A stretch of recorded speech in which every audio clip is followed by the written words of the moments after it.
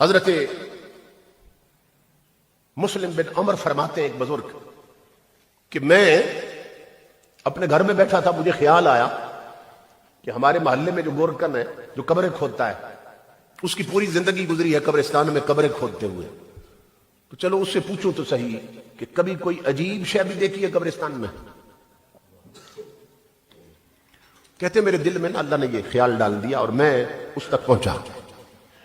تو میں نے جب اس سے پوچھا تو وہ کہنے لگا کہ ایک بات ایسی دیکھی ہے کہ جس کو میں کبھی بھول نہیں سکتا، اور اسی منظر نے میرا رخ بھی بدل دیا اور کانٹا چینج کر دیا۔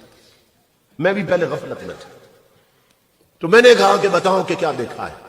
وہ کہنے لگا میرا یہ پروفیشن اور پیشہ ہے کہ میں 2-3 قبریں نا تیار رکھتا ہوں ریڈی میڈ، اور جس کا کوئی مر جائے وہ پھر مجھ سے قبر خرید لیتے ہیں تو مجھے مزدوری مل جاتی ہے، اسی پر میری گزر اوقات ہو رہی ہے۔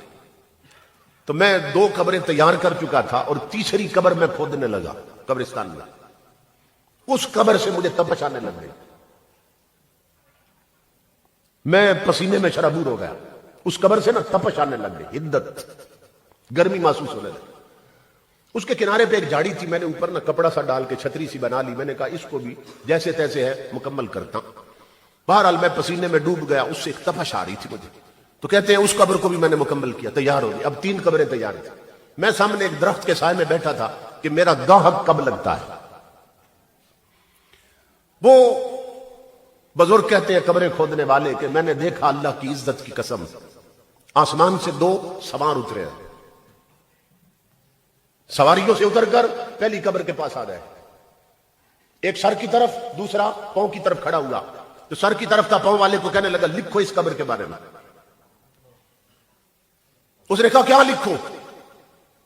اس نے کہا 12 میل لمبی لکھ دو، 12 میل چوڑی لکھ دو،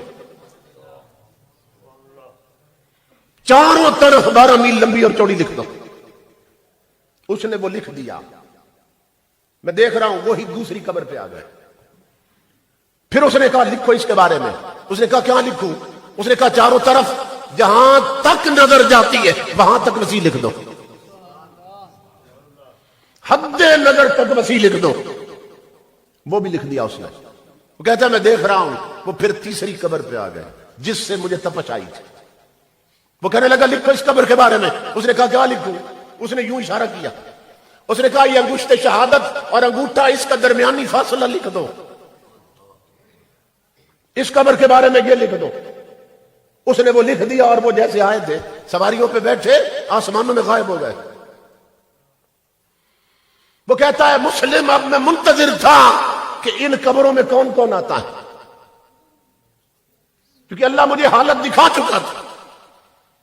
وہ کہتا ہے کچھ وقت گزرا، ایک جنازہ آیا، انہوں نے پہلی قبر مجھ سے خرید لی، مگر میں حیران ہوا کہ جنازے میں اتنے کم لوگ آئے تھے کہ 4 تو وہ تھے جنہوں نے چارپائی اٹھا رکھی تھی اور 4-5 ہی جنازہ پڑھنے والے تھے، 6واں-7واں بندہ کوئی نہیں تھا۔ میں حیران ہو گیا اتنے تھوڑے لوگ جنازہ پڑھنے آئے، اور یہ کون مرا ہے؟ تو وہ بتانے لگے یہ ہمارے محلے کا سب سے بڑا غریب آدمی ہے۔ غریبوں کے جنازے کون پڑھتا؟ ہم تو جنازے بھی ادلے بدلے میں پڑھتے ہیں نا، کہ ہمارے مرے تھے تو وہ پڑھنے آئے تھے، اب ان کے مرے ہیں تو ہم بھی پڑھنے جائیں، جنازہ بھی بدلے میں پڑھا جا رہا ہے۔ اللہ کے لیے کون پڑھتا؟ غریبوں کے جہاں میں وقت بھی رک رک کے چلتا ہے، کبھی صبح نہیں ہوتی کبھی شام نہیں ہوتی۔ غریب کو کون اہمیت دیتا؟ کہا اتنا غریب تھا کہ کوئی امیر اس کا جنازہ پڑھنے نہیں آیا، اور ہم نے چندہ کر کے فنڈنگ کر کے نا اس کی قبر کی مزدوری بھی اسی میں سے تمہیں دی ہے، اور کفن دفن کا بھی فنڈنگ سے کی۔ اتنا غریب آدمی۔ وہ کہتا ہے میں نے انہیں کہا، میں نے کہا یہ تو بتاؤ یہ غریب تو تھا، اس کا کردار کیسا تھا؟ تو وہ بندے کہنے لگے اللہ کی عزت کی قسم، اور یہ پیسے اور دولت کا غریب ضرور تھا مگر یہ سجدوں کا غریب نہیں تھا، یہ تلاوت کا غریب نہیں تھا، یہ درود کا غریب نہیں تھا، یہ گلیوں میں چلتے ہوئے بھی مصطفیٰ پر درود پڑھتا رہتا تھا، یہ ہر وقت وضو میں رہتا تھا، یہ روزانہ تلاوت قرآن کرنے والا، یہ دولت کا غریب تھا مگر سجدوں کا غریب نہیں تھا، خدا کی بندگی کا غریب نہیں تھا۔ وہ کہتا ہے میں نے مزدوری واپس کر دی مجھے سمجھ آ گئی کہ کوئی اللہ کا پیارا آیا جسے 12 میل لمبی اور 12 میل چوڑی مل رہی ہے. خیر وہ دفن کر کے چلے گئے. اب میں منتظر تھا اب کب گاہک لگتا ہے. کا کچھ وقت گزرا, ایک جنازہ اور آ گیا. انہوں نے دوسری قبر مجھ سے خرید لی, مگر میں حیران ہوا کہ اس میں صرف وہی لوگ جنازہ پڑھنے آئے تھے جنہوں نے چارپائی 4 بندوں نے اٹھا رکھی تھی, 5واں بندے کوئی نہیں تھا. کہتے ہیں میں حیران ہو گیا. میں نے کہا یار یہ کون مر گیا, اتنے تھوڑے بندے آئے ہیں جنازہ پڑھنے, یہ کون ہے؟ تو وہ کہنے لگے یہ ہم بھی نہیں جانتے یہ کون ہے, یہ مسافر تھا کوئی جو پردیس میں مر گیا ہے, یہ ہمیں نہیں معلوم یہ کون ہے. وہ بابا کہتا ہے میری چیخ نکلی. میں نے کہا تم تو نہیں جانتے یہ کون ہے, مگر میں جانتا ہوں یہ کون ہے. یہ کوئی محمد عربی کا سچا غلام آیا ہے, یہ کوئی رب کا عاشق ہے کہ جسے حد نظر تک وسیع قبر مل رہی ہے. تم نہیں جانتے مگر میں جان گیا کون ہے. وہ آئے دفن کر کے چلے گئے. وہ کہتا ہے مسلم میں پھر درخت کے نیچے انتظار میں تھا کہ اب تیسری میں کون آتا ہے. اب سننا غور سے, تیسری میں کون آتا ہے. کہتا ہے کچھ وقت گزرا, ایک اور جنازہ آیا. جنازہ کیا تھا, پیچھے عوام کا سیلاب. اس میں ناظم بھی تھے, پٹواری بھی تھے, ایم پی اے بھی تھے, ایم این اے بھی تھے, ڈاکٹر بھی تھے, انجینئر بھی تھے, امیر بھی تھے, غریب بھی تھے. سب جنازہ پڑھنے آئے تھے. اور آگے جو جنازہ تھا اس پر ویلوٹ کی چادر پڑی تھی, اوپر پھولوں سے لدا ہوا تھا. وہ آئے اور آتے ہی تیسری قبر مجھ سے خرید لی. میں بندے دیکھ کر بھی حیران ہوا اور قبر جان چکا تھا اس پر بھی حیرت. میں نے ایک بندے کو الگ کیا. میں نے کہا یہ کون مرا ہے, کس کے لیے یہ قبر خریدی ہے؟ وہ کہنے لگے یہ ایک وڈیرے کی بیگم مر گئی ہے, بیگم, ایک امیر کی بیوی مر گئی ہے. میں نے کہا بتاؤ ان کے گھر کا ماحول کیسا تھا؟ وہ کہنے لگے ان کے گھر میں دولت تو ہے, نبی کی شریعت نہیں ہے.